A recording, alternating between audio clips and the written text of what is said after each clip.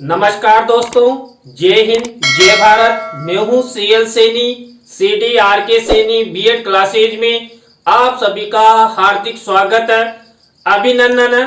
दोस्तों, आप द्वारा हमारे इस हेल्पलाइन नंबर पर जो भी आपके पाठ्यक्रम से रिलेटेड टॉपिक हमें सेंड किए जाते हैं उन्हें हम ऑनलाइन समझाने का प्रयास करते हैं। दोस्तों, आज की लाइव क्लास के अंतर्गत हम meaning and definition of learning यानी कि अधिगम का अर्थ और परिभाषा के बारे में आपको बताएंगे। दोस्तों, आप सब जानते हैं अधिगम को हम सीखना कहते हैं, अंग्रेजी में इसे लर्निंग कहते हैं। और दोस्तों, हम अपने जीवन में जो भी अधिगम करते हैं वो सब लर्निंग बाय डूइंग यानी कि करके सीखते हैं। बिना क्रिया के हम कोई सा कार्य अधिगम नहीं कर सकते, सीख नहीं सकते। तो दोस्तों, आप सब बने रहे हमारे साथ, हमारे इस चैनल के साथ। और दोस्तों, यदि आप हमारे इस चैनल पर पहली बार आए हैं तो हमारे इस चैनल को सब्सक्राइब करें और पास ही बने बेल आइकन के बटन को जरूर दबावें। दोस्तों, अधिगम शिक्षा मनोविज्ञान में महत्वपूर्ण स्थान रखता है, क्योंकि दोस्तों शिक्षा क्षेत्र के अंतर्गत एक शिक्षक छात्र छात्राओं को शिक्षण करवाता है और शिक्षण के दौरान छात्र छात्रा अधिगम करते हैं, सीखते हैं। छात्र छात्राओं द्वारा जो विषय वस्तु का अध्ययन किया जाता है उस विषय वस्तु के माध्यम से छात्र ज्ञान प्राप्त करते हुए अपना फ्यूचर निर्माण करते हैं।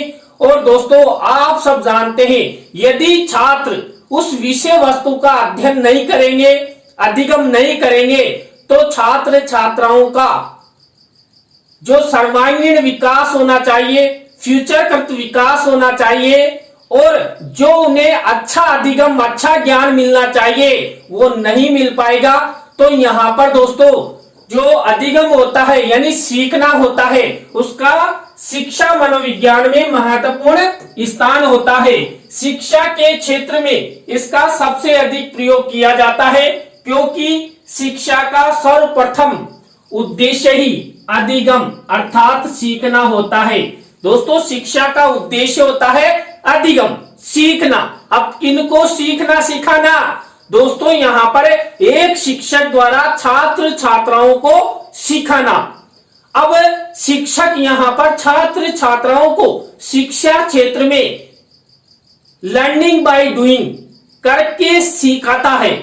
दोस्तों, शिक्षक कक्ष में छात्र छात्राओं को कई प्रकार के ऐसे कार्य देता है जिससे छात्र सक्रिय रहते हैं, क्रियाशील रहते हैं, तत्परता के साथ, सक्रियता के साथ वो कार्य करते रहते हैं। और दोस्तों, छात्र छात्राओं द्वारा जो वो कार्य निरंतरता बनाकर सक्रियता पूर्वक, तत्परता पूर्वक किया जाता है, उसी से छात्र अधिगम करते हैं और शिक्षा के लक्ष्य, शिक्षा के उद्देश्य पूर्ण होते हैं। मानव अपने परिवार, विद्यालय और समाज से जन्म से लेकर मृत्यु पर्यंत तक कुछ न कुछ अधिगम करता रहता है।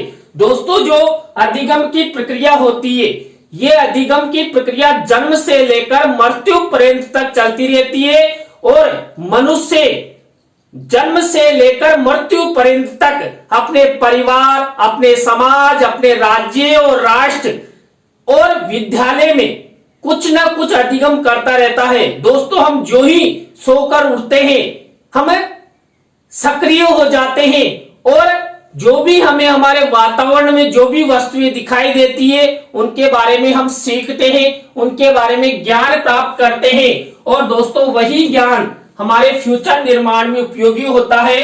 अधिगम एक व्यापक, सतत एवं जीवन पर्यंत चलने वाली महत्वपूर्ण प्रक्रिया होती है। दोस्तों, अभी मैंने आपको बताया जो अधिगम होता है ये जन्म से लेकर मृत्यु पर्यंत तक अर्थात आजीवन चलने वाली प्रक्रिया है। और इस प्रक्रिया के तहत व्यक्ति निरंतरता बनाते हुए, तत्पर होते हुए, सक्रिय रूप धारण करते हुए लगातार अधिगम करता रहता है। दोस्तों, एक व्यक्ति एक पैर रखता है यानी एक कदम भी बढ़ाता है तो उससे वो कुछ न कुछ अधिगम अवश्य करता है। तो यहाँ पर दोस्तों जो अधिगम होता है ये व्यापक होता है और प्रत्येक व्यक्ति के लिए आवश्यक होता है। बिना अधिगम के जीवन की कामना नहीं की जा सकती। मानव के जन्म के उपरांत ही सीखना प्रारंभ हो जाता है और वह जीवन भर चलता रहता है। मानव जीवन भर कुछ न कुछ सीखता रहता है और वह वातावरण के साथ समायोजित रहने का प्रयास करता है। दोस्तों आप सब जानते हैं जहां पर हम रहते हैं उसके चारों ओर हमारा पर्यावरण होता है, हमारा वातावरण होता है। अब दोस्तों व्यक्ति उस वातावरण में समायोजित करता है और समायोजित होकर वो अधिगम करता है। दोस्तों कई विद्यालयों में, कई परिवारों में अच्छी सुविधाएं नहीं होती है, लेकिन फिर भी व्यक्ति अधिगम करते हैं, सीखते हैं, कार्य करते हैं और अपना फ्यूचर निर्माण करते हैं। तो दोस्तों परिस्थितियों के अनुसार अनुकूल होकर, समायोजन होकर हम जीवन भर अधिगम करते रहते हैं। देखिए हमारे घर पर तो एसी है, लेकिन विद्यालयों में एसी नहीं होते हैं। और दोस्तों आप सब जानते हैं कई सरकारी विद्यालयों में तो बैठने तक की व्यवस्था नहीं होती है, ना तो कमरे होते हैं, ना बिछाने के लिए कुछ होता है। पेड़ों की छांव में ही छात्र छात्राओं को शिक्षण करवाया जाता है। लेकिन जो क्रियाशील विद्यार्थी होता है, जो हमेशा तत्पर रहता है, जिसमें सीखने की जिज्ञासा है, वह छात्र पेड़ की छांव में भी अच्छी तरह अधिगम करता है और आगे जाकर अच्छा शिक्षक, अच्छा डॉक्टर, अच्छा इंजीनियर, आईएएस, आईपीएस और आरएएस बन जाता है। तो यहाँ पर दोस्तों सीखने में हमारी तत्परता का होना आवश्यक है, जो हमें जन्म से लेकर मृत्यु पर्यंत तक कुछ न कुछ जो सक्रिय होकर कार्य करते हैं, उसी से हम अधिगम करते हैं, उसी से हम कार्य करते रहते हैं। मनोविज्ञान में इस प्रक्रिया को अधिगम कहा जाता है। दोस्तों जो वातावरण के साथ समायोजन करते हैं और समायोजन करते हुए जो अधिगम करते हैं, जो सीखते हैं, उसे ही मनोविज्ञान के अंतर्गत अधिगम अर्थात सीखना और अंग्रेजी में लर्निंग कहते हैं। और दोस्तों मैंने आपको बता ही दिया कि हम अधिगम लर्निंग बाय डूइंग करके सीखते हैं। बिना क्रिया के हम अधिगम नहीं कर सकते। जो क्रियाओं के द्वारा संपादित किया जाता है अर्थात अधिगम करके सीखना की एक प्रक्रिया माना जाता है। बिना क्रिया के हम अधिगम नहीं कर सकते। दोस्तों अभी मान लीजिए मैं आपको इस डिजिटल बोर्ड पर पढ़ा रहा हूं, तो मेरे द्वारा यदि क्रिया नहीं की जाएगी तो मैं आपको अच्छा शिक्षण नहीं करवा सकता।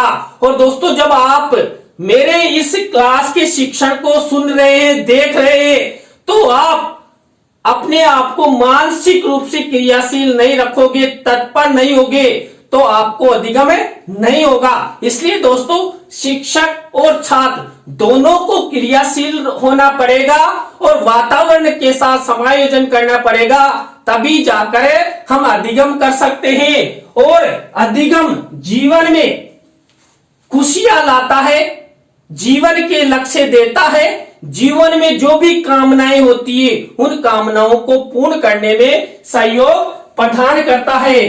बिना अधिगम के जीवन जीने की कामना नहीं की जा सकती। अब दोस्तों हम आपको बताते हैं विभिन्न मनोवैज्ञानिकों द्वारा जो मनोविज्ञान की परिभाषाएं दी गई है उनके बारे में। तो दोस्तों यहाँ पर पहली परिभाषा दी है वुडवर्थ की। देखिए दोस्तों आपकी प्रतियोगिता परीक्षाओं में यह परिभाषा कई बार पूछी गई है। 4 ऑप्शंस के रूप में यह परिभाषा आ जाती है। यहाँ पर आपको परिभाषा दे देता है और आपसे पूछता है कि ये किसकी परिभाषा है। तो यहाँ पर वुडवर्थ ने अधिगम की क्या परिभाषा दी है? सीखना विकास की प्रक्रिया है। दोस्तों अधिगम सीखना ये बालक बालिकाओं के व्यक्तियों के विकास की प्रक्रिया है। दोस्तों अधिगम के द्वारा क्या होता है? बालक बालिकाओं का विकास होता है। दोस्तों यहाँ पर बालक बालिकाओं के विकास होने से वो बालक बालिका की उम्र को पार करता हुआ एक समाज का सशक्त, शक्तिशाली, ज्ञानवान व्यक्ति बनता है और समाज को सुधारने का कार्य करता है। और दोस्तों, विकास प्रक्रिया के अंतर्गत बालक बालिका यदि शिक्षक बन जाता है तो वो समाज में क्या करता है? समाज में अच्छे शिक्षकों का, अच्छे बच्चों का, अच्छे आईएएस, आईपीएस, आरएस का निर्माण करता है। तो यहाँ पर दोस्तों वुडवर्थ ने यही कहा कि सीखना विकास की प्रक्रिया है। इसी तरह गेट्स ने क्या कहा है अधिगम के बारे में? अनुभव एवं प्रशिक्षण के द्वारा व्यवहार में होने वाले परिवर्तन को सीखना कहते हैं। दोस्तों, हम अपने जीवन में जो अनुभव लेते हैं, जो सीखते हैं, अब दोस्तों यहाँ पर अनुभव और सीखना प्रशिक्षण के द्वारा संभव होता है। तो अनुभव और प्रशिक्षण के द्वारा हमारा व्यवहार परिवर्तन होता है। हम अधिगम करते ही तो क्या होता है? हमारा व्यक्तित्व परिवर्तन हो जाता है। देखिए, जब मैं छोटा था ना, जब मेरे ऐसे नो करता रहता था, और आज देखिए मैं इतना बड़ा हो गया क्योंकि मुझ में अधिगम हो गया, तो कितना हैंडसम रहता हूं, लड़कियां मेरी तरफ लाइन मारती है। तो वैसे ही जब बालक बाल्यावस्था में होता है तो वहां पर बालक को अच्छा अधिगम नहीं होता है, अच्छा संज्ञान नहीं होता है। लेकिन बालक जब बड़ा हो जाता है तो क्या होता है? उसमें अधिगम हो जाता है, उसमें समझ विकसित हो जाती है और वो अनुभव और प्रशिक्षण के द्वारा अपने व्यवहार में परिवर्तन कर लेता है। दोस्तों, अनुभव और प्रशिक्षण के द्वारा हम समाज में अच्छे कपड़े पहनना, अच्छा खाना खाना, खाने खाने का तरीका, बोलने का तरीका, पढ़ने का तरीका, ज्ञान को प्रोवाइड कराने का तरीका, कई प्रकार का व्यवहार परिवर्तन करते हैं। और यहाँ पर गेट्स ने इन्हीं अनुभवों और प्रशिक्षण के दौरान जो अनुभव प्राप्त किए जाते हैं उन्हीं को क्या कहा है? अधिगम कहा है। क्रो एंड क्रो, सीखना आदतों, ज्ञान और अभिवृत्तियों का अर्जन है। दोस्तों, जो अधिगम होता है, जो सीखना होता है, ये हमारी आदतों, हमारे ज्ञान और अभिवृत्तियों का अर्जन माना जाता है। दोस्तों, हमारे जीवन में कई प्रकार की आदतें होती है, उन आदतों के द्वारा हम अधिगम करते हैं, सीखते हैं। और दोस्तों, इस वातावरण में हम कई प्रकार का, कई वस्तुओं के माध्यम से, कई अभिप्रेरकों के माध्यम से हम ज्ञान प्राप्त करते हैं और अपनी अभिवृत्तियों के माध्यम से हम सकारात्मक अभिवृत्ति के द्वारा, नकारात्मक अभिवृत्ति के द्वारा ज्ञान का अर्जन करते हैं। तो दोस्तों, क्रो एंड क्रो की परिभाषा भी आपकी प्रतियोगिता परीक्षाओं में कई बार पूछी गई है, इसलिए आप इसे भी अच्छी तरह तैयार कर ले। इसके बाद बीएफ स्किनर ने, आप सबको पता है, कबूतरों पर प्रयोग किया था। तो यहाँ पर सीखना व्यवहार में उत्तरोत्तर सामंजस्य की प्रक्रिया है। बीएफ स्किनर ने कहा जो सीखना होता है, जो अधिगम होता है, ये अपने व्यवहार में उत्तरोत्तर सामंजस्य की प्रक्रिया होती है। दोस्तों, हमारा जब जन्म होता है, जब हम बाल्यावस्था में होते हैं, बाल्यावस्था के बाद हम किशोर अवस्था में, फिर प्रौढ़ अवस्था में, तो वैसे वैसे हम वातावरण के साथ सामंजस्य करते हैं और वैसे वैसे ही अधिगम करते हुए आ जाते हैं। देखिए दोस्तों, हम छात्र जीवन में रहते हैं तो हमें क्या करते हैं? छात्र जैसा जीवन जीते हैं। जब किशोर अवस्था में आते हैं तो किशोर अवस्था का जीवन जीते हैं। और दोस्तों, जब हम प्रौढ़ावस्था में चले जाते हैं तो वहां पर हमें ओल्ड एज की श्रेणी में आते हैं, क्योंकि वहां पर हमारी शादी हो जाती है, हमारे बच्चे हो जाते हैं और हम एक क्रिकेट टीम खड़ा कर देते हैं। तो वहां पर अपने बच्चों के सामने हमें कैसे बोलना है, ये सब ध्यान में रखना होता है, कैसा व्यवहार करना है। तो हमें यहाँ पर उत्तरोत्तर अपने वातावरण के साथ सामंजस्य बनाते हैं और अधिगम करते रहते हैं। और दोस्तों, यह अधिगम जीवन भर चलता रहता है, क्योंकि दोस्तों हम वातावरण के साथ जीवन भर सामंजस्य बनाते हैं। इसी तरह दोस्तों, गिलफोर्ड की परिभाषा कम से कम 10 बार आ चुकी है, इसे आप अच्छे से तैयार कर ले। व्यवहार के कारण व्यवहार में परिवर्तन ही सीखना है, इसलिए यहां पर दोस्तों ये परिभाषा बार बार पूछी जाती है। देखिए यहाँ पर व्यवहार के कारण व्यवहार में परिवर्तन ही सीखना है। दोस्तों ये दोनों खाली स्थान दे देता है और इन्हीं के बारे में पूछा जाता है। तो यहाँ पर व्यवहार के कारण व्यवहार में परिवर्तन होता है दोस्तों, और व्यवहार के कारण व्यवहार में परिवर्तन होना ही क्या है? अधिगम है, सीखना है। हमारे व्यवहार के कारण हम क्या करते हैं? ज्ञान प्राप्त करते हैं। मान लीजिए दोस्तों हम कक्ष में अनुशासन में रहते हैं, ध्यान केंद्रीकरण रखते हुए शिक्षक द्वारा जो पढ़ाया जाता है उसको ग्रहण करते हैं। तो दोस्तों अनुशासन में रहना, ध्यान केंद्रित करना, यह हमारा व्यवहार है। और इस व्यवहार के द्वारा ही हम क्या करते हैं? शिक्षक द्वारा जो भी पढ़ाया जाता है उसको हमें ग्रहण करते हैं। तो यहाँ पर दोस्तों गिलफोर्ड ने सही कहा है, व्यवहार के कारण व्यवहार परिवर्तन होता है और वही हमारा अधिगम होता है। दोस्तों जीवन भर हम व्यवहार के द्वारा व्यवहार परिवर्तन करते हैं। इसके बाद पेशी ने भी अधिगम की एक परिभाषा दी है।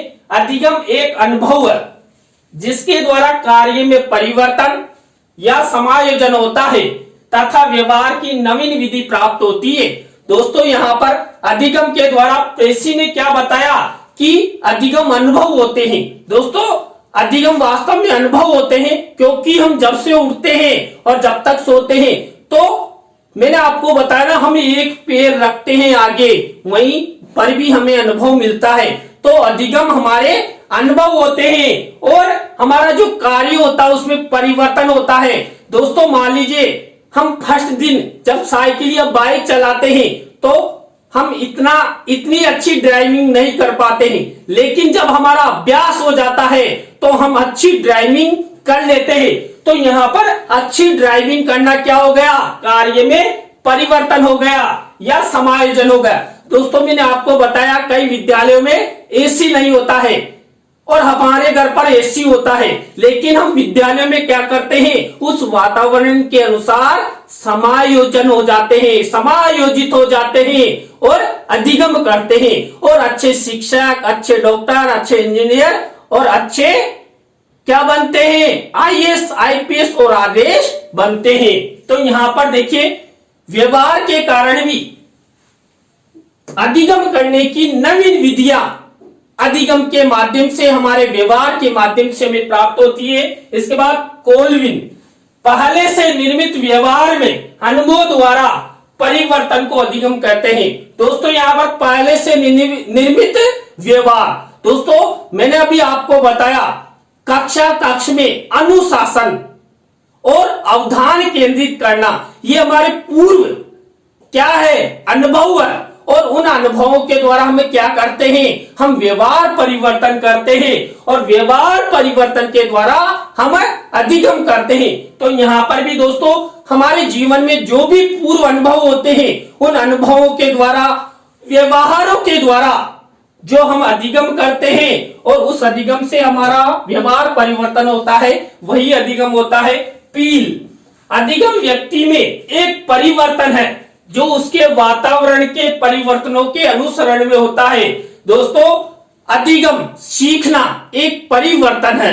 दोस्तों अधिगम होने पर, सीखने पर हम स्वतः ही अपने आप को परिवर्तन कर देते हैं। दोस्तों हम जब छोटे बच्चे होते हैं तो हमें किसी भी प्रकार का कोई ज्ञान नहीं होता, समझ नहीं होती, लेकिन जब बड़े हो जाते हैं तो हम क्या करते हैं? हमें अच्छे कपड़े पहनने लग जाते हैं, दूसरों को देखते हैं, अरे यार ये कैसे कपड़े पहनता है, तो हम अच्छे कपड़े पहनने लग जाते हैं। दोस्तों यहाँ पर जो व्यक्ति के परिवर्तन होते हैं ये वातावरण के परिवर्तनों के अनुसार होते हैं और उन्हीं से हम अधिगम करते हैं। तो यहाँ पर दोस्तों एक अच्छा अधिगम का उदाहरण आपको बताता हूं। आप इस तरह के उदाहरणों की मांग करते हैं। देखिए हम जब छोटे बालक होते हैं तो हम अपने मम्मी पापाओं के सामने क्या करते हैं? नंगे घूमते रहते हैं, लेकिन जब हम बड़े हो जाते हैं तो बिना कपड़ों के हम अपने माता पिता के सामने नहीं जा पाते। क्यों?